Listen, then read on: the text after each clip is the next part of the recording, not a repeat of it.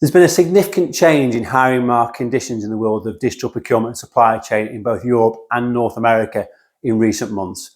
And in this video, I'm going to explain to you what the indicators of that are, because I think those insights might prove useful to you if you think about your own next move from a career perspective, or you're planning to hire into your organisation, because things have changed significantly. And I think it'd be important to know what's causing it and how we measure that.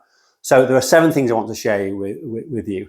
And the first one, the most obvious one, is when we're talking to candidates. So in a flat market, we might talk to candidates about 1, maybe 2 other opportunities that they're looking at. But at the moment, it's more like 3 or 4 or 5 when we're speaking to candidates, because the market is just much busier and people have got more choice about the roles that they can be potentially going for. And the second point I'd make is that our marketing, we do a lot of email and social media marketing, and the response to that marketing from potential new customers has risen significantly in the last couple of months. So that's more organisations thinking maybe we need some support on recruitment, or we need some guidance on what we should be doing to be successful.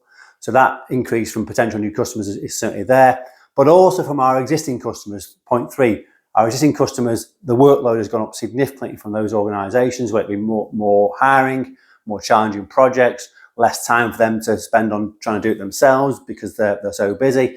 So that workload has gone up from our existing customers. But also something we monitor is advertising in the market. So organisations going to market themselves directly, advertising roles. We monitor that very closely. And it's noticeable that there's a number of new roles in the market from organisations that perhaps hadn't been hiring previously. And so that's something which is also an uptick in activity in the marketplace. And in a lot of these cases, these are additional headcount, so growth type headcount appointments. And the thing is, when you've got that additional headcount, it means the sector's expanding in terms of people employed.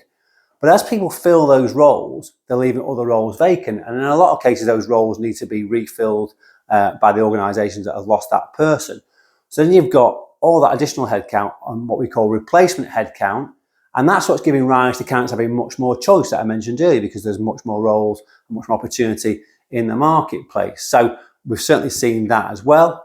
And then my 6th point is that anecdotally, we speak to an awful lot of people in our networking events and our day-to-day conversations, and people are supporting these theories with their own observations in the marketplace, and particularly consultancies. I always feel the consultants are a very interesting barometer of the health of the marketplace. And speaking to my contacts in consulting, they're telling me they're busier than they've been for a while. They've got lots of opportunity for new projects for the final quarter and for the early part of 2025. And so that is a real indicator to me that there's a lot more optimism around in the marketplace, and things are starting to move forward. And finally, we get quite a lot of data from the recruitment professional bodies that we're a member of, particularly APSCO. And there's other reports out there by people like KPMG.